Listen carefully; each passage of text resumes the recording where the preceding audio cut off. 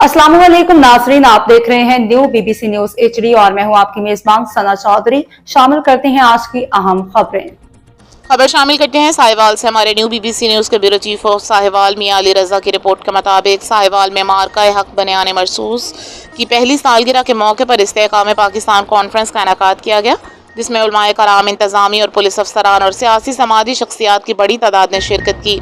Conference में Maulana Syed Muhammad Abdul Khabir Azad, doctor Asif Tufail, RPO Sahiwal Rana Ayaz Saleem, Muhammad Usman Tipu, DPO Sahiwal Allama Syed Ziaullah Bukhari और bishop Ibrahim अजीम Daniel समेत दीगर मुकर्रिरीन ने खिताब किया। मुकर्रिरीन ने अपने खिताबात में मार्का हक बनियान मरसूस की अहमियत को उजागर करते हुए इसे कौमी इत्तेहाद, इस्तेहकाम और यकजहती की अलामत करार दिया। उन्होंने कहा कि पाकिस्तान की सलामती और तरक्की के लिए तमाम मकातिब फ़िक्र को मुत्तहिद होकर काम करना होगा।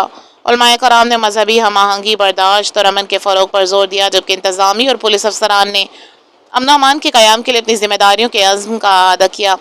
तकरीब के दौरान शुरा ने मुल्क की सलामती, तरक्की और इस्तेहकाम के लिए खसूसी दुआएं की और इस अज़्म का इजहार किया कि पाकिस्तान को मजबूत और मुस्तहकम बनाने के लिए हर सतह पर किरदार अदा किया जाए।